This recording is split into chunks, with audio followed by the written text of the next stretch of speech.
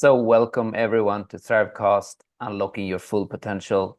I'm Oscar. I'm an emotional fitness coach, and I help people embody their higher self so they can live their true soul purpose. And with me today, I have Katarina Hanssens Carlsson.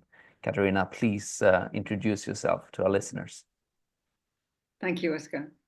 So I'm a global entrepreneurial consultant and a global entrepreneurial trainer. And I'm the founder of Global Leadership Schools, creating the most dynamic and innovative schools in the world. So, what are we going to talk about today? Don't let fear define you, because fear is really powerful. So, Oscar, would you like to answer that, or would you like me to answer that? I would love for you to start, actually. Okay, great. Okay, so fear is extremely powerful. Why? Because we give it power. Now, just think about that for a moment. We give fear power. Why? Because we then become ordinary, we become like everybody else, and we fit in.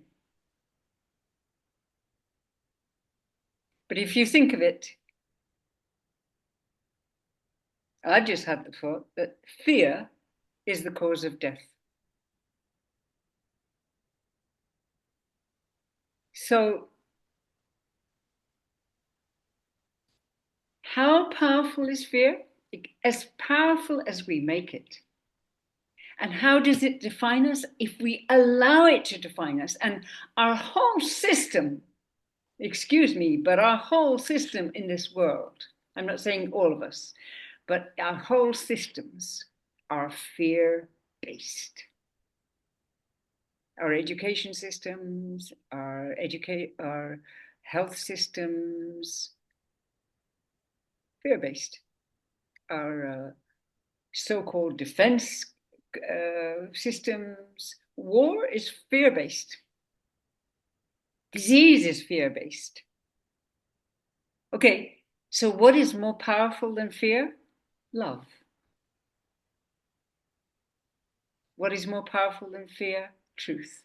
And what is truth? It's whatever we say it is. So if our truth is fear-based, we're powerless because we define ourselves as truth. But if our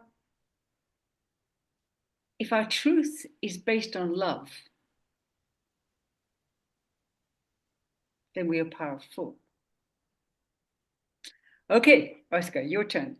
So, how powerful is fear and how does it define us? Well, fear can make a human being never dare to do anything in its entire life until it finds itself on the deathbed and basically regretting every single thing it's been doing or not doing. That's how powerful fear is. And it's false expectation appearing real. And whatever we make up in our mind around it stops us from at least going for whatever it is that we desire. And it's a very sad thing. And life is a continuous growth. So this this sort of fear is going to be someone that walks with you throughout life in more or less degree. And I think those who are really powerful are the ones who are accepting that to be okay and not being in resistance to it. And at the same time, because what happens then is that fear goes away somewhat because you're also in acceptance of it. As you no longer have the resistance towards it, it's like it's like it starts unfolding itself, because fear essentially is us not willing to acknowledge or feel unfamiliar emotions, actually, because we don't want to know something that is uncertain. So we limit our ways of action, because we know that if we go outside of that, we will experience fear, in the sense of emotions that we're unwilling to feel. So yeah, fear can stop you in your track for going for whatever that you're longing for in life, whether it's a business, it's a partner, it's love, it's your self-expression, it's your health. Everything can stand in the way there. So yeah, that's fear, and it's harsh, and it comes when we're not even expecting it, because essentially it comes somewhat to stop us from going out and venture beyond what we know, because of the meaning we assign to it. What you're speaking about before, Katarina, was truth, right? I would reframe it to meaning, because it's more about the belief, the ideas that we tie into what this means truly. If we were to pursue it, it's not necessarily truth, because for me, truth is absolute. There's certain things like gravity. You jump, you will come down again, right? There's some absoluteness to truth, while meaning per se is more of a flexible thing, and that's a little bit of a mind program to either keep us motivated or keep us stagnant. That's at least my understanding around it. But maybe we will unpack this further. Something you want to add to this? Yes, yes, absolutely. I mean, it's really important to look at, what does this fear mean to me? What is the meaning? For me, fear does two things. It freezes you, frozen in fear. It paralyzes you. Does fear ever go away? Not necessarily. I've spoken to leaders and they say, I experience as much fear today, or even more, than I did, 20 years ago when I wasn't very successful. So it's, for a master, it would be, can I leap across this 50-foot chasm? And a true master would be able to do that, right? And not fall. And gravity would not be the law then, would it? Because Yeah, that's science. That's the science that we know, but it's not necessarily the whole truth, right? yeah, exactly. Okay, so next question is, can we control our fears? Can we control our fears? I'd love to start with that one, Okay, if it's please, okay. please, yes. Yeah, because that's such an interesting thing. Can we control our fears? You see, one of the things that I understood is that doing all these processes, this emotional, reframing and taking care of it, going to the inner child, holding that, and still venture into the unknown and all of that, those are really beautiful processes, and it helps us to move forward in life. But what I also noticed is that sometimes we can be, or I have a tendency to be with those emotions too much. Means that I put such an emphasis on me wanting to deal and process these emotions to its completeness before taking action. And why am I saying to that? Or why I'm speaking about this? Because I noticed that as a form of control. You see, it's a control to somehow being in control of my own reality and grasping it. But I understand somehow that there's something that is opposite to control. Not opposite, but a better reframe, because my previous idea was control is safety. And, then I can, but life is interchangeable. So every time something happens that causes me not to be in control, my whole body system gets an uproar. But if I reframe it and I say, trust is safety, I can trust in life and I can trust in myself, then I am more in acceptance of what is going on, rather than I'm trying to control it. So fear, yes, it is there, but as you say, these leaders, they do it anyway. So it's more of maybe developing a relationship to it and trusting that regardless of what we feel or fear, that will pass and we will come to expansion, and then we will fear again, and then it will expand, and then we will fear again, and so forth, because that's simply how we are moving when we are a growing human being. So that's how I would look at it, because instantly saying to myself, can I control it? Well, control it will almost be like controlling water or grasping sand, grasping sand in your fist, and the harder you grasp, the more it pours out.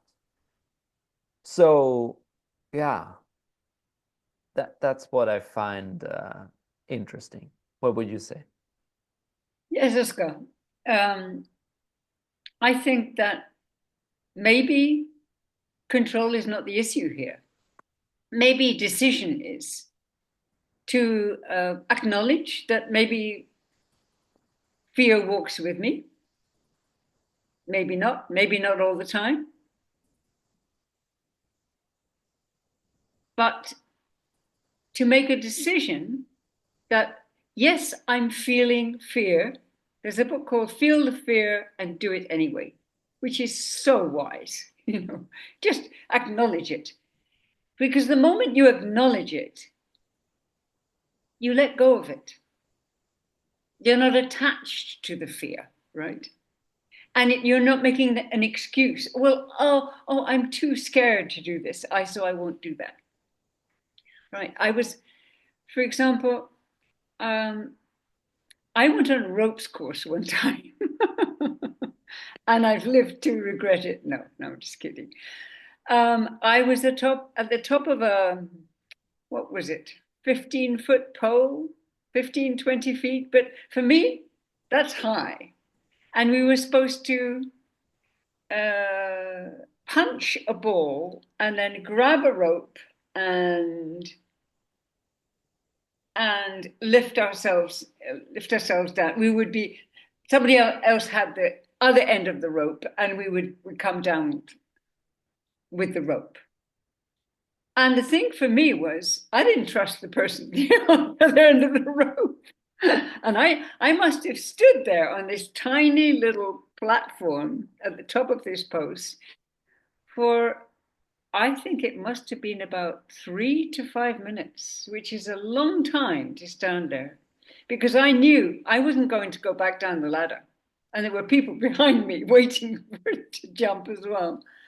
And other people had just got on the platform, punched and down. And I didn't trust this guy.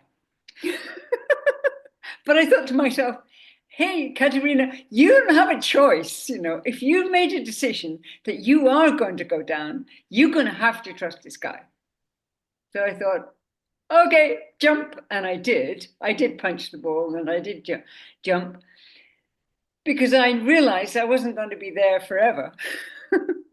So decision is key, to say, yes, I'm scared, and yes, I'm going to do it anyway. So do we have to control the fear? No, we don't have to control it.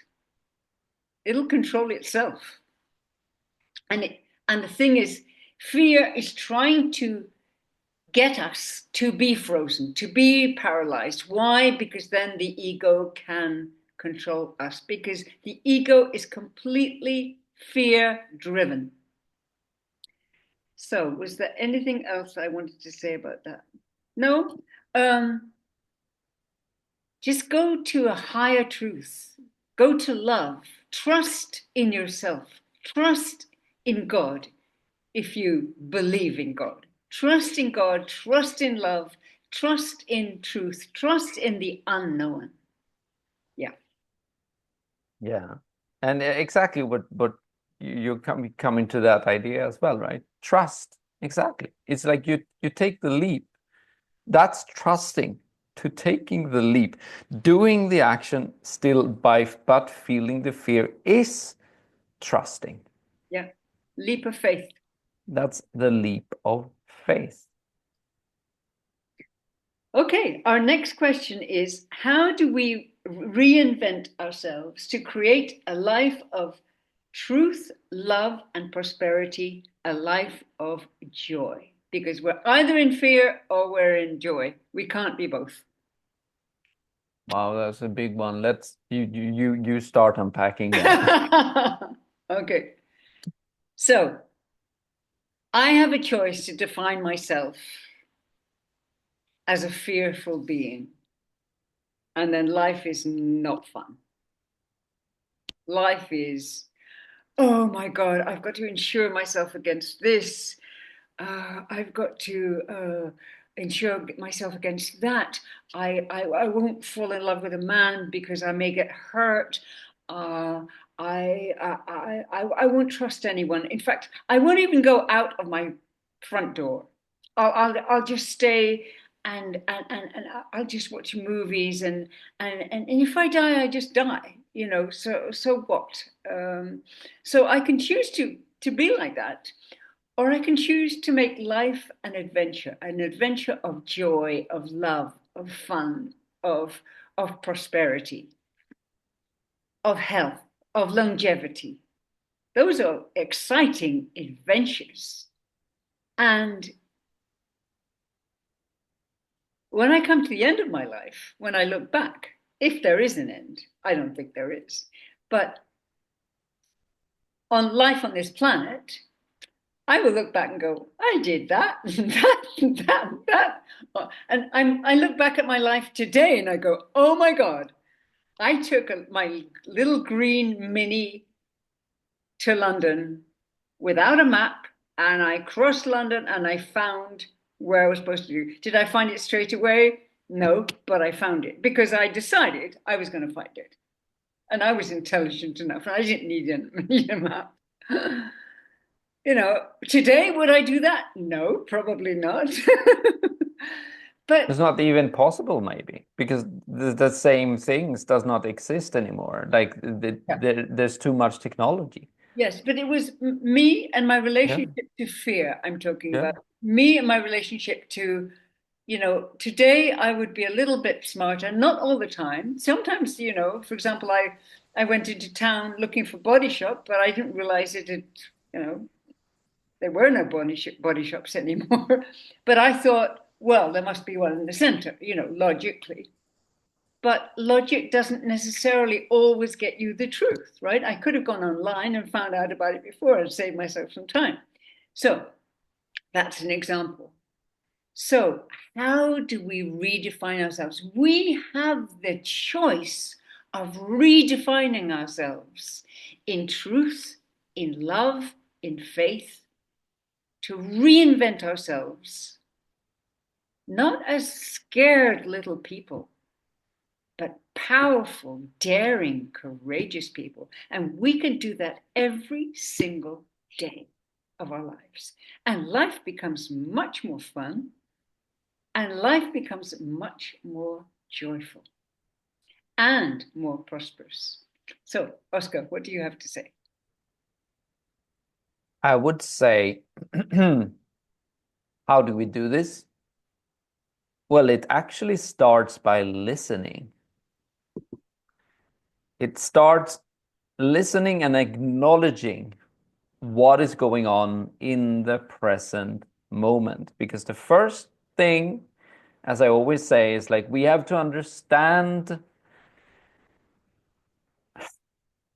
who we think we are, like who we have been brought up to be, the persona we put upon ourselves, in order to function in this type of society, and how we have come about acting and interacting in our life. And then from that point, so and being very listening into that, like listening in with an openness, not a judgmental thing and saying, oh my God, I'm such a worthless human being, because that's a defense mechanism as well, right? It's like not, we don't even want to dare to look at our own incapacity. And then from that point, when we start listening, then start to really go into these parts and feeling the hurt that has been there, that has ultimately been something we wanted to avoid. But we need to feel it, right? And we feel it, and then we heal it. And then we move into what you're also speaking about, Katarina, that the choice. You see, it's like it's being taking this choice, this leap of faith, this choice in the present moment, this choice every day to wake up and do what it is that you're fearful about, but do it anyway, and do it anyway, and keep on moving through it, and keep listening to the to the stimuli you get from the environment as you do this, because life will change, life will be dynamic, people will come, people will go, projects will be started and they will end, so and governments will come and they will go, so it's all this dynamic flow, right? This yin and yang, this ever going sine wave of evolution that is moving upwards and constantly moving upwards, but in a spiral way, right? It's not like a circle, it's more like a spiral. You're spiraling out and you're repeating pattern, but you're becoming more and more transparent and more pure in your own understanding of how life is.